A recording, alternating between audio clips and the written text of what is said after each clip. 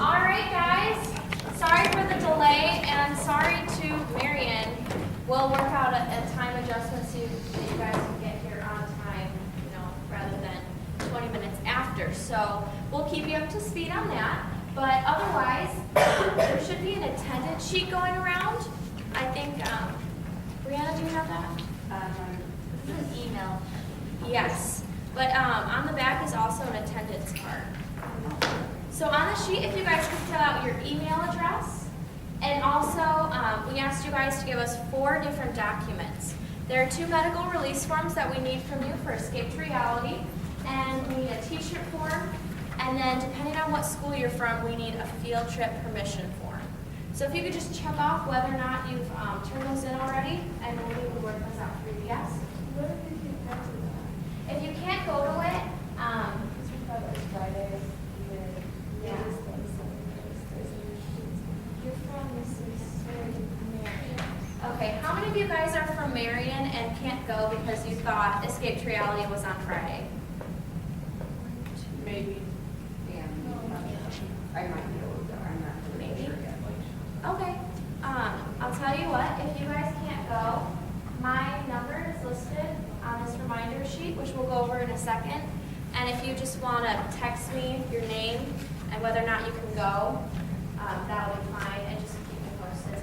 Because we'd love to have you. It's a really fun event. But yeah, so keep passing that around, and when you're done, you can just hand it to me at the end. Is that cool? All right, so we're going to go over the packet you guys have with you. Everybody, raise your hand if you have a packet. Everybody? Awesome. So on the front is a reminder sheet. This is again for Escape to Reality on Thursday. This is a really exciting team building event. You guys get to go on a high ropes course. Low ropes course. Still exciting. And just get to do a lot of good team bonding, and it's a pretty fun activity. So all the details are on there. Mrs. Cinema, you're going at 3:15. Marion, you guys are going to meet there at 4:45. Do you guys think you can make it there in time? At Taylor? Yes, Taylor University. What time do we make it here? This is on Thursday. So this Thursday, you guys aren't going to meet for a session like this. It's just going to be a team activity at Taylor University. They have a big low ropes course there where you guys are going to go, and we'll take you through a bunch of exercises. Yes? Do you know what time it'll be over? It takes an hour. Should be a little less than an hour. It'll be about 1 hour, and we're asking you guys to just kind of coordinate your own transportation to get there. And if that becomes a pertinent issue, again, you guys can feel free to just get a hold of me at this number. Carpooling, great thing. Carpooling is a great thing as well. Do you guys have any questions about Escape to Reality? Yes? Would some of us be allowed to leave early? Because a couple people in here have show choir at 6 on Thursday. Show choir. That's fun. Yeah, I don't know how. Yes, yeah. we If can you're do able that. to arrange transportation to leave, then you'd be allowed to leave early. So that's just up to you. Did you guys hear that? If you need to leave early, then if you can just arrange your own transportation, that'll be great. So, Did you have a question? Yeah, I don't think we'll be there at 4:45. is 4:45 too soon, do you think? Yeah, because we would have to change. And we got here at like 4:30. We'd have to change and eat something. Check out school. I think you guys are going to have to be responsible for that just because we have these set times. If you can't be there, make sure to contact Riley, but please do your best to be there. She's Riley. Yes, this is Riley. She's your go-to girl. Let Riley know if you can't go, but please do everything you can to be there at the times that we have designated in the schedules. All right, thank you, Courtney. And also included in your guys' packet is something you'll want to hold on for the next few weeks. This is our program full of our due dates. And these aren't necessarily due dates, but as we're going through writing your business plans, you guys will want to submit each different part of the business plan on these dates. And this is just to help you guys review, ask questions if you need them, and that's to your mentors, which I'll talk about later, and either Courtney or myself, or Mr. Mars or Mrs. Carroll. Did you have a question, Ryan? I did not. Okay. So that's that. And also on the back of this sheet is your guys' new revised teams. So does anybody have any questions just looking at these two documents? Marion should be the same. Mississinawa has different teams. So if you're from Mississinawa, make sure to check that. You guys good? Okay, awesome. Now we can get hopefully into the good stuff. I have a quick question. Who was not here for the first session? So few of you. So for those of you who weren't here for the first session, you don't have to worry about making that up. Normally, however, if you guys miss a Tuesday session, that's where we have joint sessions between Marion and Mississinawa, then we'll have a video of our sessions online on YouTube. Now those aren't up quite yet, but at the end of the week, we'll have session number 2 up, and you'll be able to go online to grantcounty.com. If you look on the due date sheet, it gives you the website for where you can find all of the makeup sessions and a link to all of the YouTube videos for the sessions online. Does that make sense? Is that okay for you guys? And speaking of makeup sessions, we really want you guys to be here, but we understand that you have extracurricular and academic commitments. However, just a quick review of attendance policy. We let you guys have 2 unexcused absences or 4 half absences. So that's leaving early or coming late. And anything beyond those parameters makes you ineligible for prizes, but you're still able to compete for scholarships. Just not our headphones, iPad, and Cash. cash. Gosh, I should do this program. You really should. I'd love to. I'd love to too. All right, so that's pretty much all the general announcements. Do you guys have any questions with that so far?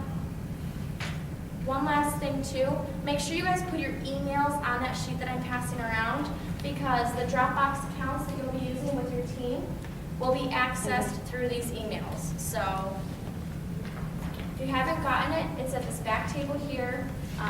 Be sure to fill that out, and we'll keep you posted through Facebook as well.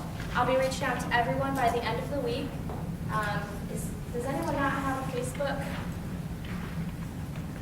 Okay, I'll be sure to I'll send out email reminders as well. But that'll be a good way for us to communicate and get you guys excited about each event. Are you guys excited? You guys definitely should be, because we have an exciting member of the community here. This is Brian Geiselhardt. You got it. I didn't know I was exciting though. You are exciting. I like it, right? Oh, okay. That makes a lot more sense then. And if you guys could direct your attention to the back of the room, we actually have our director. Tim, can you just say hi? Hi. Tim is the director of the Economic Growth Council downtown, and that's I'm a downtown fan. I'm impressed. They like it. he has a good sense of humor. You guys should get to know him and bug him. He's a fun guy.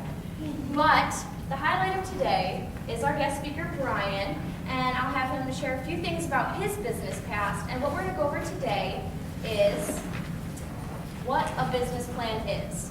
So you guys have kind of an informal outline of the key points of what we're going to go over today. And then on the back is your assignment for next week. Now I say assignment, but again, this is something that you guys are just going to work through with your teammates. And the goal is going to be to draft just kind of your overall business plan.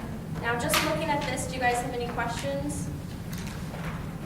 You guys will learn more about what a business plan is, specifically what you're going to be writing for next week, and what you and your teammates are going to be working on over the next 9 weeks. So, get excited, be sure to take really good notes, and please help me welcome Brian. Well, thank you. Okay, I just have a quick call. So, again, as she introduced, I'm Brian. Please just call me Brian. I work for a company called Allison Transmission. We're down in Indianapolis. We've been around for almost 100 years. How many people, either today or at some point in their school career, have ridden on a school bus? Well, thank you for supporting Allison Transmission, because every single school bus in Indiana has an Allison Transmission. So you probably are wondering, why does a guy who sells transmissions know or can tell you about writing a business plan? Well, one of the interesting things that I do in my job is I actually do what we call an internal business plan for our transmission products. So sometimes we're referred to as an intrapreneur, being the fact that I work for a company as their little local entrepreneur within the company. And what I do is I research markets and look at opportunities, whether that be introducing a new product or taking an existing product that we have that works for a certain application and transferring it into a new marketplace. So a lot of what we are focused on right now at Allison Transmission is actually selling our transmissions in other markets all throughout the world. So we're a global company. We're in 93 countries, and we have offices in 17 of those 93 countries. We are publicly traded. We did about $2.2 billion-ish last year. We have about 2,800 employees. And like I said, we've been around for almost 100 years. So, what I want to do today is go over a little bit about the business plan. And we've actually customized this information to what we would like you to accomplish within the Young Entrepreneurs Program. So what we're going to do today is we're going to talk a little bit about some of the startup business statistics, because I think it's good for you to understand where entrepreneurship and small business comes from to kind of help guide you as you think about what opportunities are out there in the marketplace for you to write your business plan and create your own business. Lots of questions. Please, the worst thing I hate is actually hearing myself talk. I like to hear questions and you guys asking me things, and I love being challenged with those questions. Sometimes I am stumped. And then the last thing we're going to do is go through the components of the business plan, and pretty much the outline that they've provided you here is going to summarize everything that we discussed today. So when you're working in with your groups, trying to decide who's going to tackle what sections and where we're at in the process, this is a great reference to refer to. All right, so starting a business. How many of you had a lemonade stand growing up?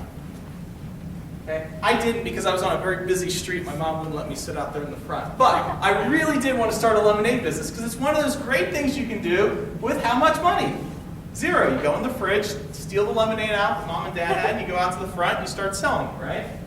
Well, so the Small Business Administration, which is a federal organization that a lot of us work with, especially in economic development or even as an entrepreneur, reports that 70% of new businesses last about 2 years.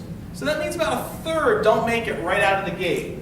And on top of that, only about half survive after 5 years. Okay? So if we look at this graphically, it's a pretty steep curve. All right? So a lot of times, you know, obviously if I don't start a business, I have 100% success. But when I start a business, as time goes on, things don't last. Okay?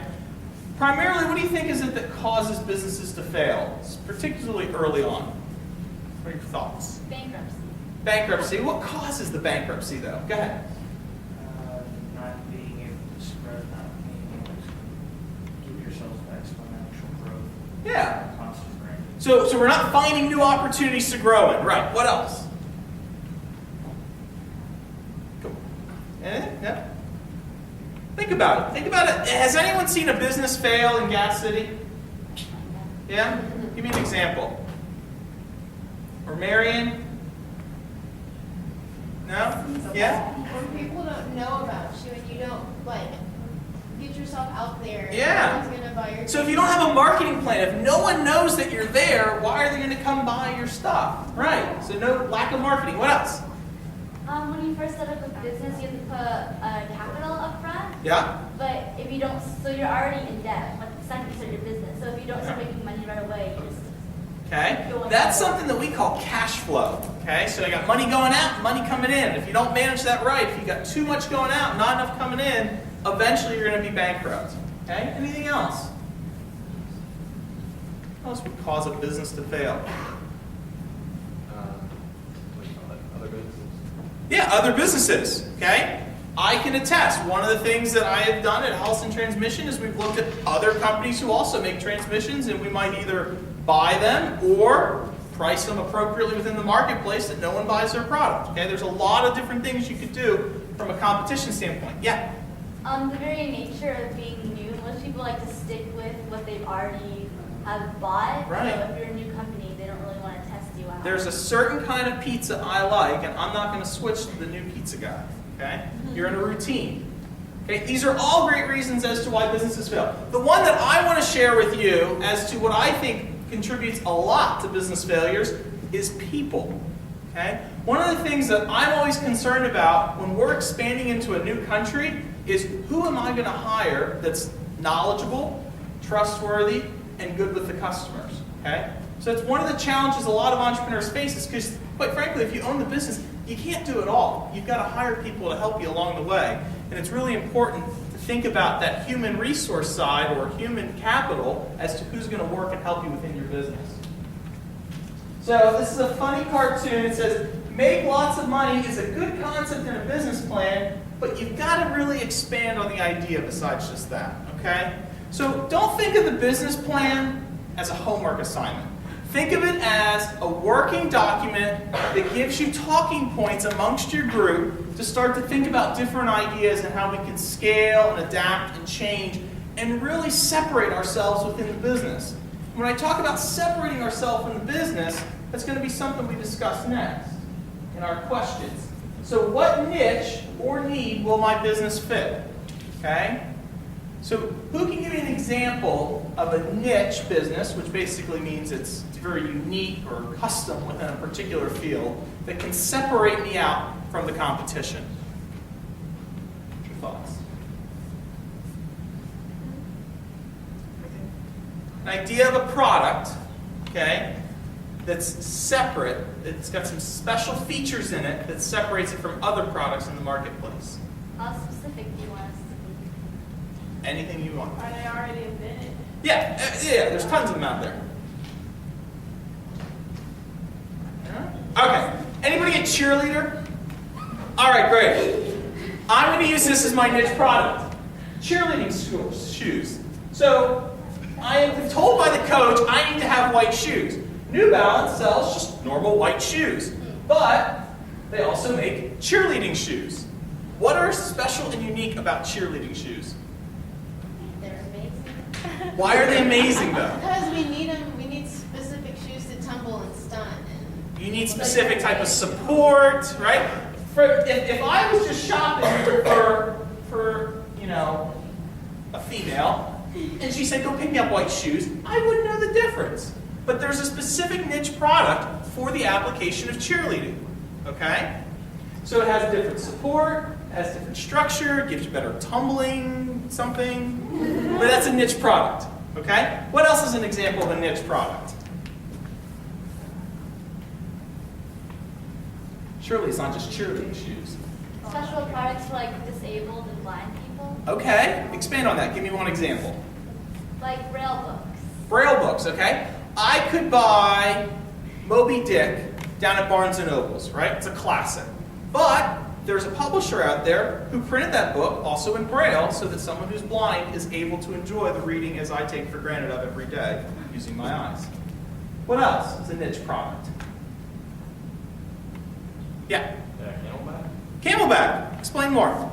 It's instead of a regular backpack, Camelback has water in the back. They for running. Yeah. But a regular backpack just fills stuff in there. And I could just take a regular backpack and throw bottles of water in it, but what's the advantage the Camelback provides me with?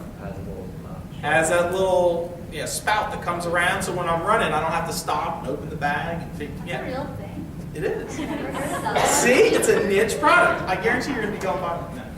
Okay, let's talk about some other questions. What services or products will I satisfy? Okay, so do you want to be a service business or a product business? That's really your first thing you want to separate yourselves. Is my idea practical? Who's my competition? What's my business uniqueness over existing firms or competitive advantage? So going back to my example of the cheerleading shoes, their competitive advantage is they can provide better support for specific cheerleading applications than a general white shoe company can do. Okay? Can I deliver a better quality service? So this is going to the service side, not necessarily the product side. Who do you think delivers better service than another provider? Give me an example of that. Well, first off, what's a service? It's like someone that goes down there and does their own time and the labor on a problem that you have. Yeah, so I had a problem the other day, okay? The problem I had was I bought a house and my water pressure was too high. So there's a possibility my pipes are going to burst. So the service was I hired a plumber who could come out, put a pressure reducing valve, and I didn't know anything about this until I had the guy come out, and he was able to fix the problem, okay? Now, there's different plumbers out there in the marketplace. How do you think that plumber separated themselves so that I knew about it in comparison to another plumber? They might have had different advertisement. Yeah, what else could they do? But how did you know about him? How's very good question. I knew about him because someone else in my neighborhood had referred him to me. Okay? He had good experience. He had good experience, right? He also had a website. I can't tell you how many service providers out there in the trade industry, whether it be electrical, plumbing, carpentry, do a very poor job of marketing themselves online. Okay? Just because you're in a very specifically skilled labor doesn't mean that you can't go out and ask for help and expertise from someone who's in an environment that you're not comfortable or used to, such as web marketing. So by him having a website, I was able to look him up, find his phone number, see that he has done jobs in previous areas around me, and I felt comfortable hiring him. So he had a specific quality and attribute about the way he runs his business that made him a better service. And then, of course, the last one that you want to ask yourself is, can I create demand for my business? Who has come out recently and has just started creating a lot more demand? Give me an example of a company that's done that. Created a lot more than Yeah. Give me an example of a product that exists today that didn't exist 10 years ago. Apple. Okay. Pick a product out of Apple's portfolio. iPhone 5. Okay, we'll go with we'll just generalize and say the iPhone. 10 years ago, there was only technically 2 smartphones on the market. Okay? And really, those devices were only used by very high-traveled business people because that was a service that they needed. They needed to stay in communication with their company. What did Apple do that really created huge demand for these products? And I'll give you a hint. It's a 3-letter word which they've now recently added into the dictionary. App. They came up with the idea of let's offer apps. Because what does an app do for our iPhone that we just absolutely love? It interacts us to the product and the device, and it also provides us with customization. How many of you think that we all have the same apps on our phone? We don't. We all use different apps and services depending upon what our needs are. Okay, great. Let's talk about some of the components of the business plan. I'm not going to read these to you because we're going to talk a little bit more about them, but this is an overall good structure as to what you should follow. The first one that I want to talk about, the executive summary, there's a lot of debate in business as to when it is you should actually write an executive summary. And what I'm going to recommend is you actually write that section last. Okay? It's very difficult when you're in the beginning stage of writing your business plan to summarize everything that you think you're going to do. It's a lot easier to kind of go through all these different independent sections and then at the end summarize what you've written. Okay? So your quick description for an executive summary, it provides you with a quick overview of the business plan. Okay?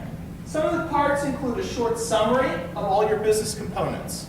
So you're going to get a real high-level view of what my product is, who my customer is, where it is I'm going to be operating, and most importantly, what's the financial snapshot look like as far as what do I think I can do in sales, what do I think I can do in terms of profit. Okay? So think of this as a very enticing piece of information that you need to present your reader with first. Okay? Because if you've got a very thick business plan, and I've seen some business plans that are like 200 and 300 pages, the first thing I look at when I'm buying a book is you either read the front cover or the back cover, because it tells you what's going to go on in that book.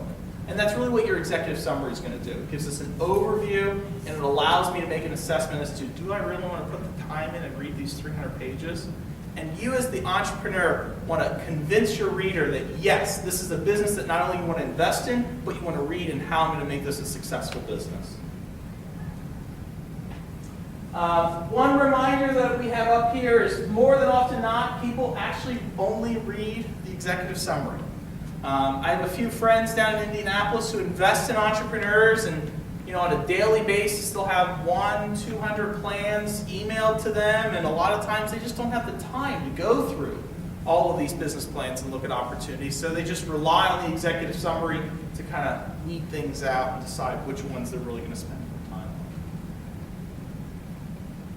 on. Okay, business description.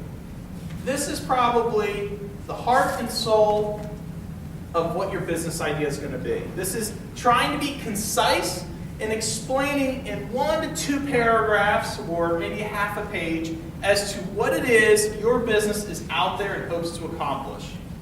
Okay? Some of the questions you'll want to address is what will the business do? How will the business be set up? What products and services, or both, will we be providing to our customers? Who will those customers be? And then there's a few other, little specifics as to, if we're going to have a physical location, how we're going to be organized from a legal standpoint. And sometimes these parts will also include a mission, vision, and core values. And what we're actually going to do is spend a little bit of time talking more about a mission statement, a vision statement, and the core values of a company. So before I show you the definition of what a mission statement is, who thinks they could provide me with an overview of that? What do you think? Yeah. It's why we as the entrepreneur come in every day and turn the lights on, right? It's what we're out there to accomplish.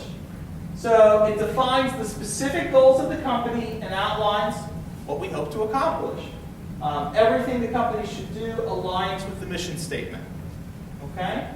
It's usually only about 1 to 2 sentences. So we're going to look at an example mission statement, and these are just ones that I pulled from companies you probably recognize. So for Starbucks, their mission is to inspire and nurture the human spirit, one person, one cup, and one neighborhood at a time. Sounds like a nice little story tale. Now, why did they put the word coffee in there, in their mission statement? Does Starbucks sell things other than coffee? Yeah, what else do they sell? Pastries. They sell pastries, they sell sandwiches, I hear they now have salads. What else? Teas, you can buy CDs, you can buy iTunes cards, you can buy a coffee maker, you can buy beans, you can buy mugs, you can buy the whole experience as to what goes in to consuming one cup in one neighborhood at a time. Okay, so that was their example. Now, a vision statement is a little bit different, okay? And a lot of times I'll have students get the confusion between a mission statement and a vision statement. A vision statement is really the goals the company has stated in the mission statement, and your vision statement describes ideally what you look for in the future. Okay? So what do you hope to achieve in the future? And the example of the vision statement we're going to talk about today is Amazon. So let's first read this, and then we'll talk about it. So go ahead and read that to yourselves.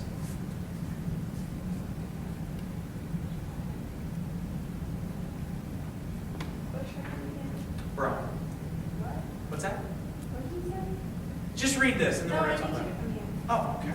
What's the difference in a mission and a vision statement? Okay, she asked a great question. Difference between a mission and a vision. A mission statement is what we hope to accomplish in our goals. A vision statement is what we hope to do in the future for growth, where we see ourselves going. Does that make sense? So Amazon says our vision is to be the Earth's most customer-centric company, to build a place where people can come and find and discover anything they might want to buy online. What do you think their vision statement said 10 years ago? Well, how long has Amazon been around? That's a good question. Does anybody know? Probably goes internet around. That's another great question. I'm guessing 10 years ago, Amazon's vision statement was hoping to survive as a company.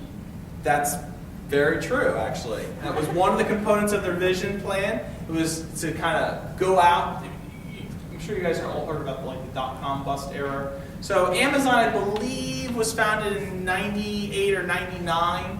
So they were right before the tech boom and the dot-com era. And does anyone know what Amazon first started selling? Books. Yeah, they were the only thing they sold was books. What do they sell now? Everything. They sell Everything. milk. Who buys milk on Amazon? Are you serious? They You sell can buy milk on Amazon, yes. So I like to describe Amazon as the Walmart of online, because they really have everything, and they claim they have the lowest prices online. So what you'll notice is their vision statement now says to build a place where people can come and find and discover anything. Okay? Because you really can find anything on Amazon nowadays. Okay, so are we clear on the difference between a mission and a vision? So a mission statement doesn't change, but a vision statement does. A mission statement could change because your goals might change. But a vision statement, think of it as a mission statement is what we're doing now. Vision is what we hope to do in the future. Does that make sense? Yes. Okay. That was the best. That was the best way to describe it. See, and I get better every time as you ask questions. Core values, okay? Now some companies will actually advertise and promote their core values. These are kind of the ethical guidelines that they like to follow in their organization or company, and a lot of times they consider that they're character qualities, okay? So the example I'm going to provide for you here is Coca-Cola's core values. So our values serve as the compass for our actions and describe how we behave in the world. So they are describing how they want leadership, collaboration, integrity, accountability, passion, diversity, and quality within their company. So a lot of times core values are specific bulleted lists in how companies want to react or act within an environment. Okay? So you really don't have to have this in your actual business plan, but think of core values as a talking point, and that'll help your team come up with your mission statement and your vision statement. Wouldn't most core values for most companies be pretty much the same? Because those sound pretty generic. They are pretty generic, and they're very similar. Do you think the core values for a non-US company are different? Yeah? They can be. Which country do you think has very different core values? China. Very good. Why does China have different core values? Okay, if I stay at work. No, They that's not probably what don't they care about care. individualism. They just want you to stick to the task and like blend in with the company. Right, so Probably stick not to the really. task. One of the things that a lot of Chinese companies will actually have in their core values is their devotion to the People's Republic of China, which is their government. A lot of companies and entrepreneurs will actually go to the government and get assistance. So a lot of companies in China today, a small percentage is owned by their government. Wow. So that's why a lot of their core values are focused and aligned with what their government's values and cores are. In some other countries, particularly in the Middle East, I know in Pakistan, they do a lot of their core values are focused around the Muslim culture and the Muslim world because that religion is ingrained within their business activity and how they like to perform. Okay, so it does vary from culture to culture, and that's one thing. But yes, to your answer, most cultures keep the same core values. They are kind of generic. Okay, competition analysis or competitive analysis. So this is where we're going to start to think about if we're providing a product or service, who are we competing against? Okay? So, going back to our earlier example, who does Apple compete against? Who's their competitors? Android. Android's a platform. It's okay. Who makes Android phones? Android, right. What's that? So BlackBerry is which used to be Research in Motion. That's one company. Go ahead. Microsoft. Yep. Well, they bought Nokia. They now have the Windows Phone. So that's that's one company. I know. That's all they're doing is buying it. What's that? Motorola, which is owned by Google. Yeah. LG. Yeah. Samsung. Samsung's probably their biggest competitor because they're always back and forth in court over lawsuits. What's that? AT&T isn't in the product business, they're in the service business. Because they're the ones that make our phones actually work, just like Verizon and Sprint and T-Mobile. So they're the service side, and LG, HTC, Samsung, they make the physical hardware, and those are the competitors within Apple. Okay? So some of the points to cover within your competitive analysis is some statistics and historical data. So is this a brand new industry? Has it been around a while? What does the size of the market look like? For example, are your competitors selling twice as much as what you think you'll sell, or very comparable in sales? You want to talk a little bit about the nature of the industry. So is it a growing industry or is it a declining industry? And a lot of times, sometimes the industry is pretty flat, okay? Government regulations that influence the industry. What business do you think has a lot of government regulations that kind of influences how they do business? Medicine. So hospitals, okay, they have a lot of regulations. And then really, after you look at all that data, you want to decide where does your company position itself within that industry or that marketplace. Okay? Potential obstacles for success. So to give you an idea, one of your obstacles in competing could be a lack of capital from not having enough money to start the business. Could be a lack of information or resources or product knowledge because you're still learning the business, you're still learning the product or service that you're going to be providing. So those are all things to consider within your competitive analysis. Management team plan. So who's going to be the management for your business? So for set up this team, does that mean you're all going to be the managers of your business? Someone's got to be the boss, right? How are you going to decide amongst your team of 3 or 4 who's the boss? Any thoughts? Who's better staying on task? Who's better keeping things together? Any other thoughts? Who can take charge? Who can take charge? I like that. Okay. A lot of times when I see a team of entrepreneurs working on a business, guess who's the manager? Not the entrepreneurs. Sometimes they go out and they hire a seasoned manager who's been in that industry or has connections within that industry to actually run their business. Okay? So think of the entrepreneur as the person that has the vision, the idea, and sort of wanting to take that product or service out in the marketplace, and the support people that they hire, who could be everything from a customer service representative all the way up to the president of the company, could be people that they bring on. Okay? So it's always something to take into consideration when you're thinking about your management team. Ownership structure and organizational charts. I mean, those are pretty boring, but it's kind of like who reports to this person. Who do you think my boss reports to in the company? Who's your boss?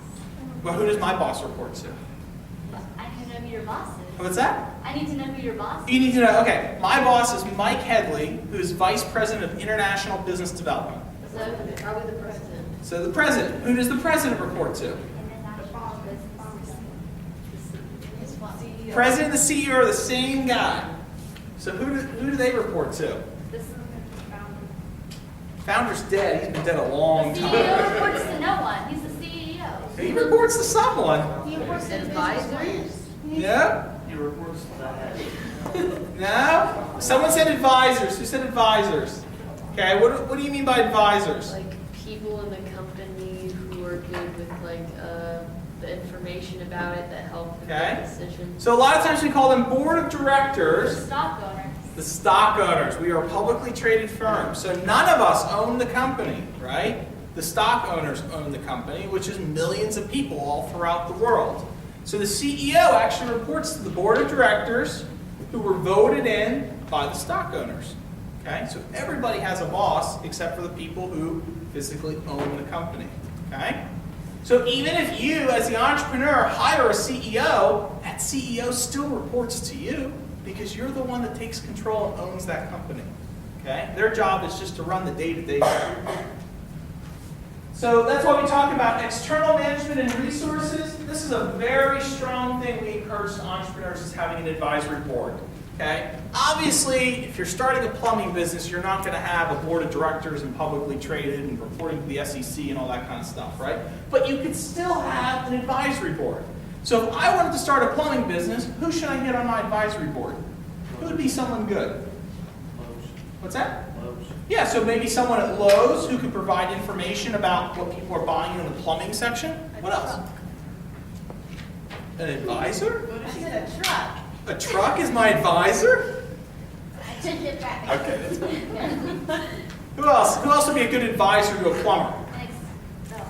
Go ahead. No, I was going to say an experience better to you if you were running a plumber business. I would say a plumber because you're not a plumber. Right, right. But sometimes, you can hire or get mentorship from a retired plumber who's been in the industry. You're obviously not competing against the individual anymore because they're retired.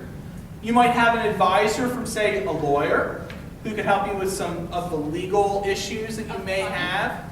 Oh, sure. What do you think would have happened if that guy busted all the pipes in my house? Who's going to pay for the flood? Not me, the plumber, right? Okay? I don't know, plumbing doesn't seem like that much of a problem. Everything is fun. Okay, we'll think of another example.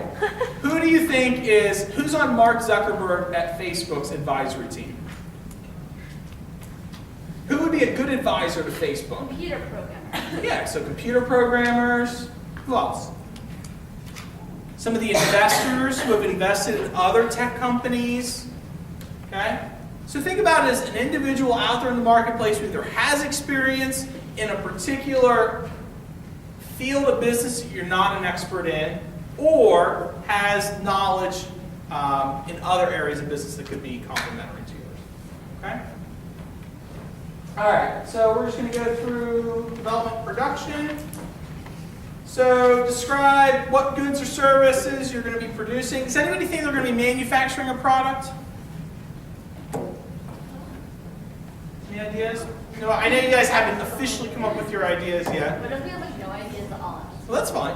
Just something to consider. So if you're going to manufacture a product, you need to know more information as far as, where your facility's going to be at. Are we going to hire someone to manufacture it? Those types of things. Marketing plan. Some points to cover. Target market. So who's our future customers and their profile? How are we going to price ourselves within the market? Distribution being how do we get our products out there? So do we have a retail store and they come to us, or do we sell to retail stores who then bring customers to that product? Okay, so you have to think about that strategy. Advertising and promotion, I've listed a few here. We have websites, we have sales people, you can have publicity, trade shows, you can have advertisements in traditional print media. So those are all sort of things to cover within your actual marketing plan. One of the things that we like to talk about a lot with marketing plans, and you'll hear more about this if you take a specific business class, is the 4 Ps, which is your product, price, place, and promotion. So sometimes this is an easy way to structure your marketing plan. So what is your product? How much are you going to price it for? How are you going to promote it? And where can I get it? So if you think of those 4 questions, that'll really help you develop a strong marketing plan. Okay? And then the next section, which we've talked about, or you're actually going to have a specific person come in and talk about, is your financial plan. And you'll actually have a lot more guidance and help with this as far as developing and determining your salaries, your costs, where your facility is going to be at, how do you price your products appropriately, and actually build that model to see what your pricing information will be. Okay. The last slide I have in here today just talks about some of the appendices. When you think of your business plan, think about it as a complete package. So there's some appendix or auxiliary sources you might want to put in there. Cover page, title page, table of contents. Make sure you cite your sources. If there's a particular news article or a particular data source that you've referenced a lot in your business plan, it might be nice to provide a copy of that so that someone reading your business can see where you received that information from. Okay. Any questions for me? So this is kind of the high level, everything to include. I hope you kind of start thinking about what sections you want to tackle first and who in your group might be able to provide better insight or take leadership in completing that section.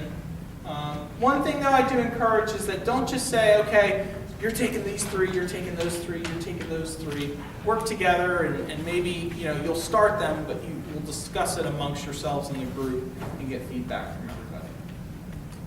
Okay?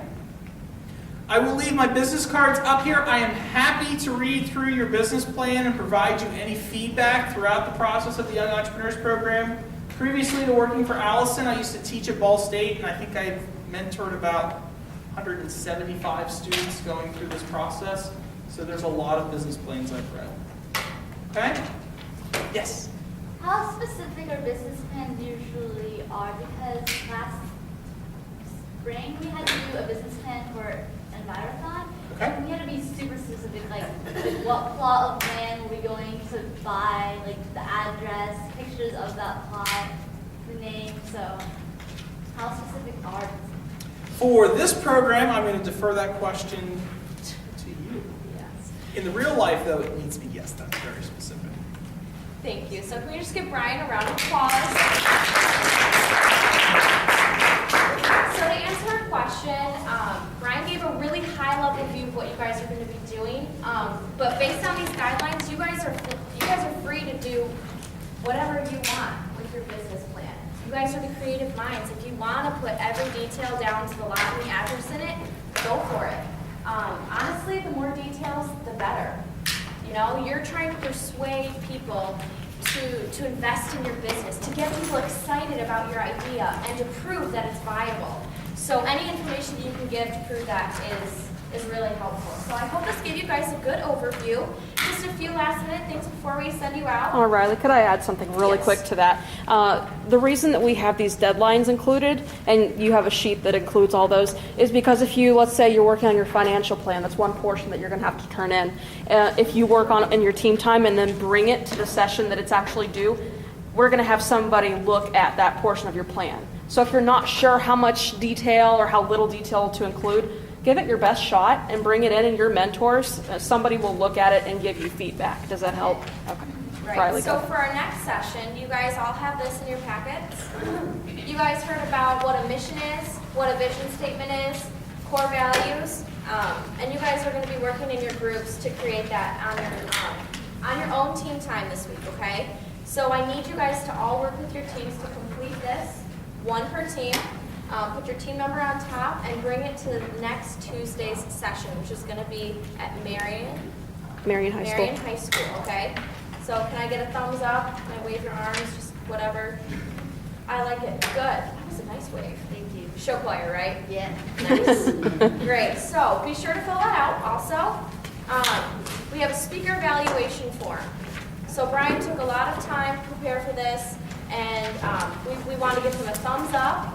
You know, if you guys think you did a good job. You can get thumbs down, it's all good. Yes, My thumbs down. feelings will not be hurt. Critique him. Critique him, yes, because this is so we can give you guys relevant information to help you and empower you to do the best business plan you can. So if you can fill that out before you leave. Just leave them on your tables. Yep, We'll collect just leave them. them on your table. And then know that as you guys are going through this process, we'll have a business plan sample online. Now that's going to be again at the end of this week. And it'll be something where you can refer to just to kind of see a real life application of all we talked about. And again, this PowerPoint is going to be online on the resources page. And again, one more thing, next week you guys are going to meet your mentors. So, who knows what a mentor is In this program. in this program? They guide your business plan. Close. They're going to be helping you guys with your business plan. So they're going to be guiding you by giving you direction and answering questions that you might have. So when you guys bring different assignments like this to your Tuesday sessions, your mentor will be able to work on it with you and answer questions that you have. So really exciting stuff. Who's excited for Escape to Reality too? That's this. Oh, yeah. When is that again? Thursday. Thursday. When is it again? Thursday. Thursday. We have one person alive. That's good. Good. Yeah. The show choir. Show choir candidate. Awesome. So guys, one more round of applause. Any questions really quick? No? All right. Cool. Thanks, guys. We release you. Get out.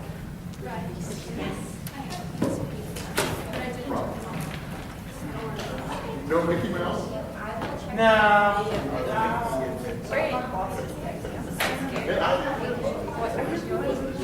I keep seeing things so I can't catch it. My glasses. I was saying, do you want these?